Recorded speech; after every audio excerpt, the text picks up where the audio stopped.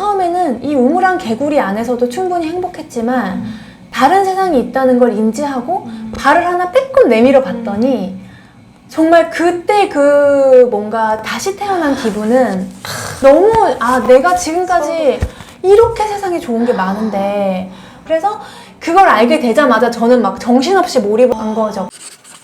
지금 아파트 상가주택 고시원까지 이렇게 확장해 나가신 거네요? 네. 그래서 그 아파트를 토대로 대출도 받고 또 근로소득이 그때는 있었으니까 모은 돈이 추가되고 아파트 투자해서 이제 아파트에서 난 수익금으로 신축하고 그다음에 그 처음 산 내 집에서 전세 주고 그 전세금으로 상가주택 가고. 진짜 대단하시다. 근데 진짜 저도 한 번씩 그렇게 해놓고 이렇게 한 번씩 내가 어떻게 이렇게 했지 생각해보면 저도 계산이 안 될 때가 있어요. 그래서 혼자 이게 어떻게 가능했지? 막 이러면서 저도 한 번씩 이렇게 해보면 저도 제가 신기해요. 근데 이게 사람이 해야겠다고 생각하고 그러니까 그 하나의 생각이 확고하잖아요. 그러면 사람이 되는 방법만 찾게 돼요. 다 돼요. 그게 제가 그걸 경험해보니까 진짜 멋져요, 진짜로. 예, 그러니까 저는 딱 그 생각이었거든요. 부동산은 땅이다. 내 땅 깔고 살고 싶다. 그러니까 이제 그 생각 딱 하나를 가지고 나머지 안 되는 것들, 어려운 것들은 다 되게 만들더라고요. 그러니까 되는 거 하나만 딱 집중하고 안 되는 것들은 되게 만드는 거죠. 부자들의 음모라는 책을 제가 비행하면서 누가 쓴 거예요? 로버트 기요사키의 그분이 그것도 썼어요? 네, 부자들의 음모라는 책을 읽었는데 아니 너무 저는 이제 되게 좋은 게 좋은 거라고 생각했던 사람이어가지고 그 책의 요지가 이런 거거든요. 이게 모든 게 다 부자들의 음모다.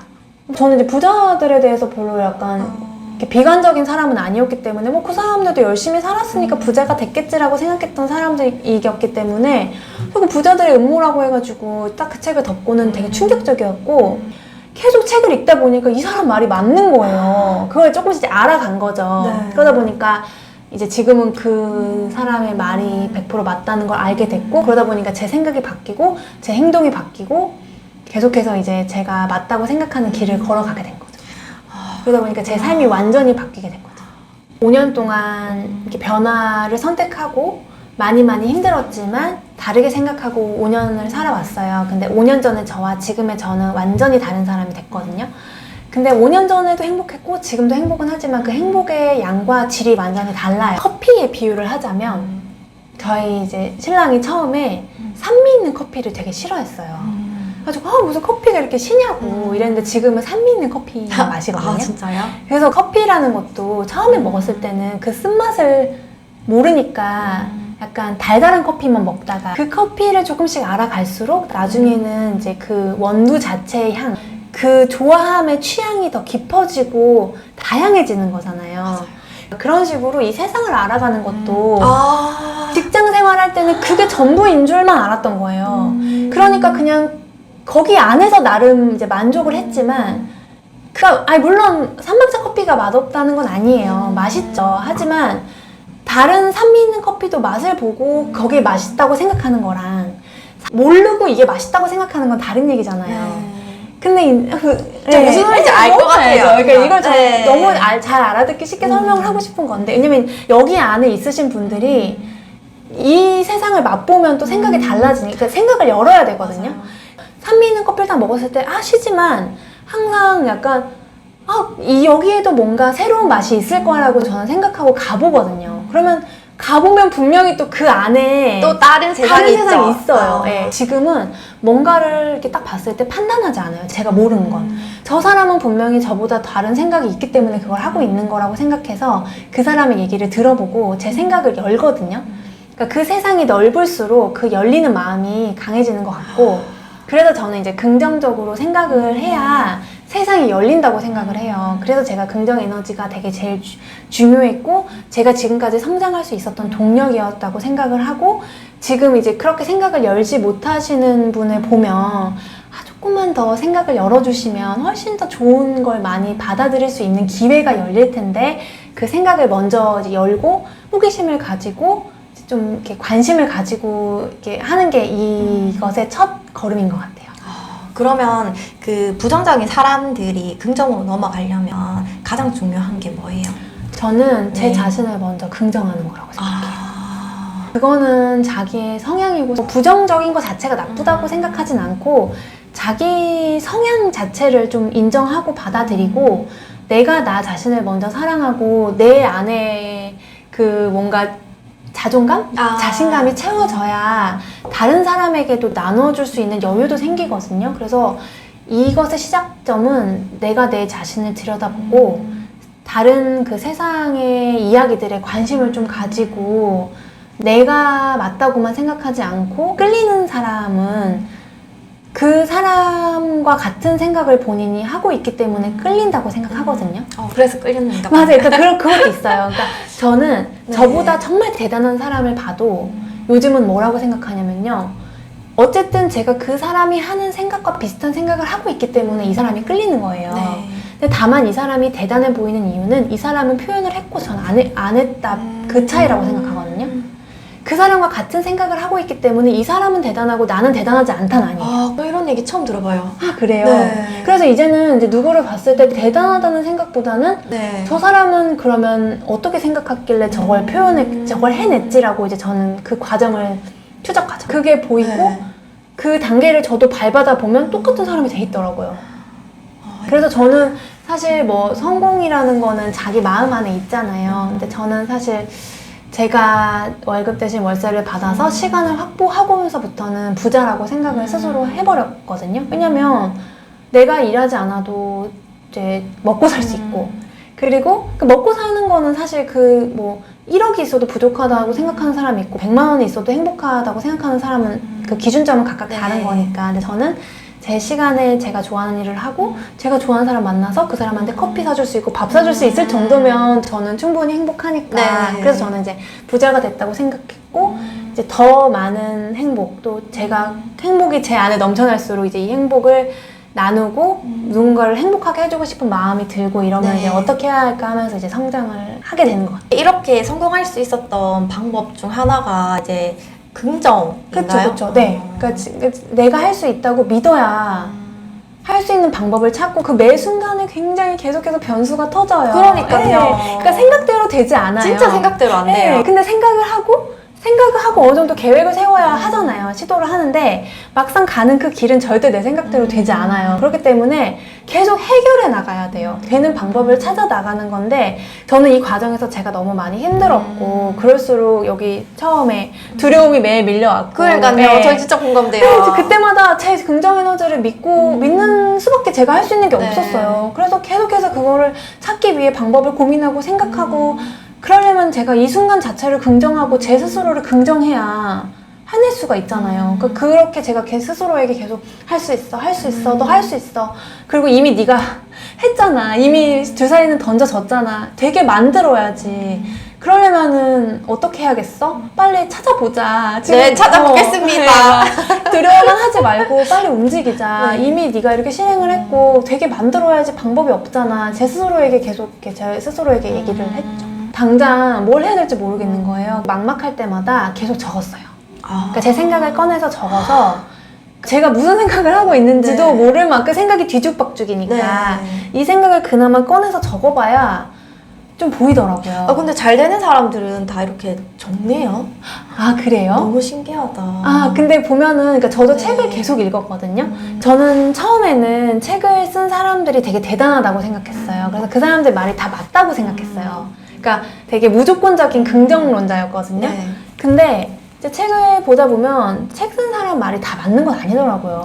네, 그래서 이제 그 중에 팩트만 찾아서 그리고 제가 저한테 와닿는 거, 제가 맞다고 생각하는 것만 조합을 하기 시작했는데 최소한 그러니까 성공한 사람들이 공통적으로 얘기하는 거는 전 정답이라고 네. 생각하거든요. 그런 중에 하나가 또 이렇게 적고 자기 생각 맞아요. 얘기하는 거는 네. 있더라고요. 근데 이런 공책을 한 달에 몇 권 정도 써요? 매일매일 그렇게 이제 쓰고요. 정리 안 될 때마다 쓰고요. 이런 이제 공책을 사서 이 정도 공책을 한 달에 2-3권 정도 쓰는 것 같아요. 시세 차익이랑 월세반의 네. 현금 흐름 있잖아요. 네. 이 둘 중에서 어떤 걸 더 선호하세요? 제가 이것도 되게 많이 고민을 초반에 네. 했었어요. 왜냐면 초반에는 제가 내린 결론은 초반에는 종잣돈 크기 자체가 작다 보니까 시세 차익 위주로 가서 네. 일단 자본금을 키워서 현금 흐름을 만든 건 쉽거든요. 네. 이게 정석이에요. 그리고 이제 그렇게 만드시는 분들을 제가 많이 봤어요.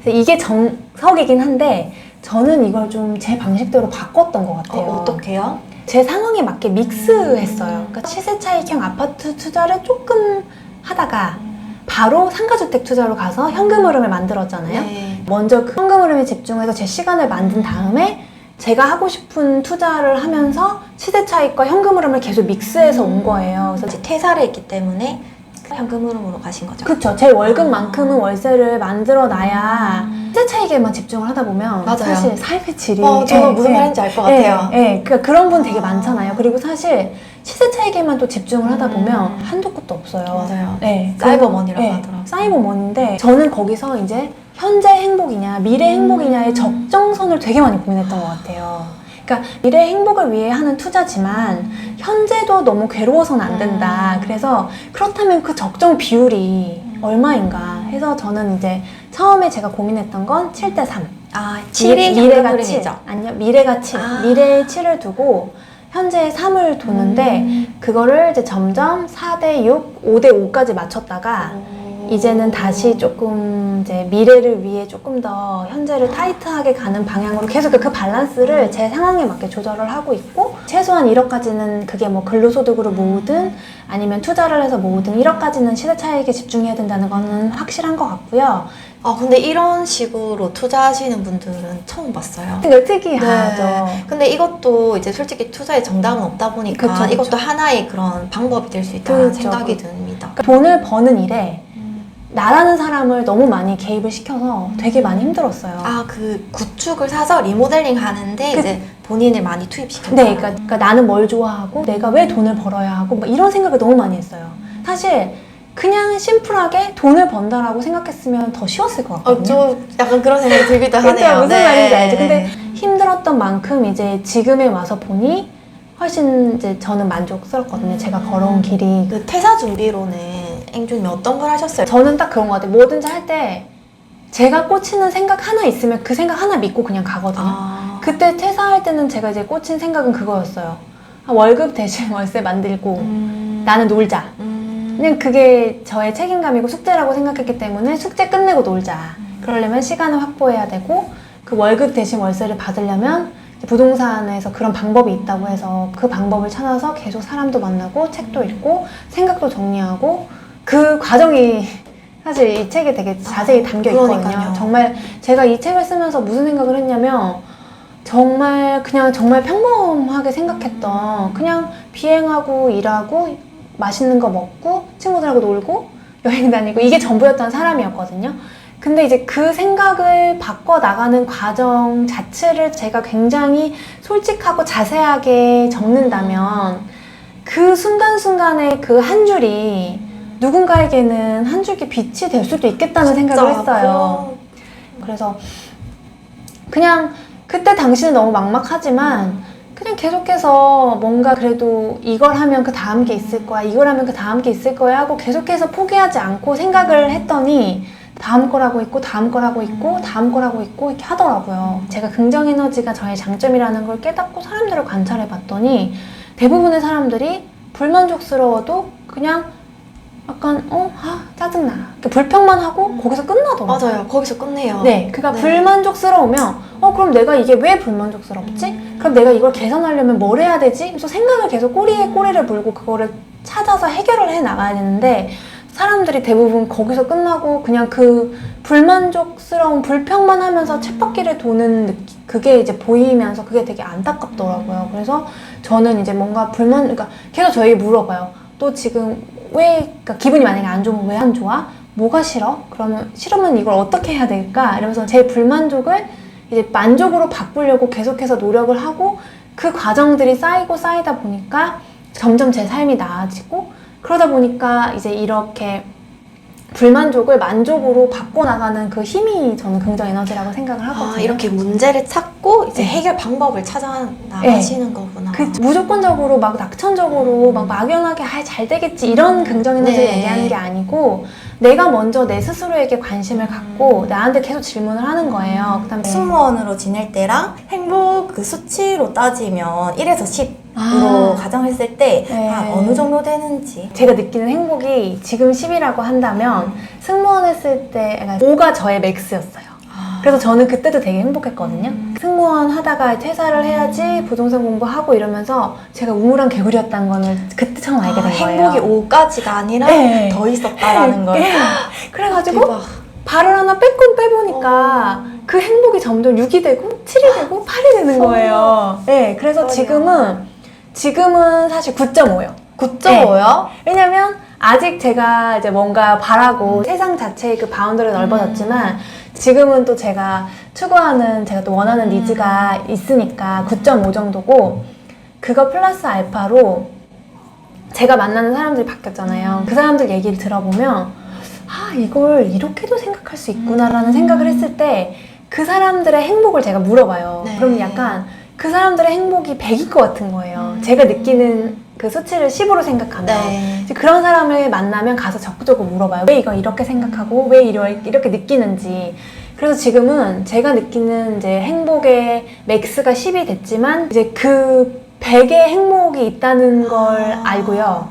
그리고 이 행복의 궁극이 어떤 한계가 없다는 거를 점점 알아가고 있으니까 한계라니. 네. 무한하다. 네, 무한하다는 거 아니까 점점 더 그런 세상에 더 호기심이 가는 것 같고 그런 걸 제가 더 느껴보기 위해 해봐야 보이는 것들이 있고 해보면 또 그걸 느끼니까 아니 저는 사실 건물주가 되면 그냥 행복이 그냥 만땅이라고 예, 생각을 그쵸, 했는데 그쵸. 아니 분명히 건물주신데 왜 계속 다른 걸 계속 시도를 할까라는 생각을 많이 했는데요. 그러셨구나. 네. 그러니까 그게 똑같은 거예요. 제가 내 집 마련하기 전에는 내 집 마련이 정책점이다라고 생각했는데 네. 하고 보니 시작이다. 그건 똑같은 개념 같아요. 제 생각에는. 행복의 수치가 네, 그러니까 건물주가 돼서 월급 대신 월세를 받지만 저는 이제 그거는 그냥 단순히 저의 시간을 확보하기 위한 수단이었다고 생각을 네. 하고요. 이제 계속해서 자산이 늘어날수록 그 돈을 일을 시켜야 되는 책임감도 같이 불어나는 거라서 네. 보면은 이제 제 주위에 이제 부자들이 많은데 고민도 같이 많더라고요. 그러니까 이제 이 모든 게 그러니까 무소유라는 말도 막 그런 분들은 막 역시 무소유란 말이 이해된다라고 얘기를 하시는 게 많이 가질수록 그 가진 것에 대한 책임감도 비례해서 같이 가는 거예요. 그렇기 때문에 다 뭐 부자면 다 해결되고 그렇지 않아요. 그러니까 부자의 그릇을 넓혀라 이런 네. 것도 그릇이 돼야 그거를 자기가 감당할 수가 있지 그릇이 되지 않고 가지기만 하면은 그게 또 행복하지 않거든요. 그래서 이제 계속해서 더 많이 가지고 더 많이 가지고 싶어질수록 그 많이 가질 수 있는 사람이 되려고 더 많이 노력하고 그런 방법을 더 찾게 되는 거예요. 이게 인생에서 골든타임이라는 게 있구나. 이제 월급을 이제 받으실 때 소확행도 좋지만 네. 이제 힘들게 번 돈이니까 좀 가치 있게 쓰셨으면 좋겠다 해서 좀 소비 패턴에 대해서 네. 고민도 좀 스스로 해보시고 욜로 재테크 열로. 저는 재테크 해서 돈을 네, 벌어서 그쵸. 열로 하자는 그쵸, 그러니까 뜻이라서. 저스트 욜로가 아니라 네, 저스트 욜로는 네, 아니에요. 저스트 욜로가 아니라 그러니까 사실 저는 그런 욜로나 소확행도 굉장히 마케팅 문구라고 생각해요. 사람의 소비를 부추기는 부추기는 그런 네. 단어 욜로라는 게 생겼구나. 네, 그러니까 저는 그건 마케팅 문구라는 걸 저도 공부하고 알게 됐거든요. 네. 그러니까 지금 당장은 소비하고 지금 당장은 행복하지만 그 행복감이 오래가지 않아요. 누가 나에게 주입한 그런 교육 말고 네. 내 스스로 하는 공부에 힘이 되게 중요하고 그래야 내가 혼자 스스로 생각하는 힘이 생기니까. 긍정의 열정을 압도한다 저자 앵균이 오늘 또 나와주셔서 너무 감사합니다. 네, 초대해주셔서 감사합니다. 좋아요와 댓글 달아주시는 분들 모두 감사합니다. 감사합니다.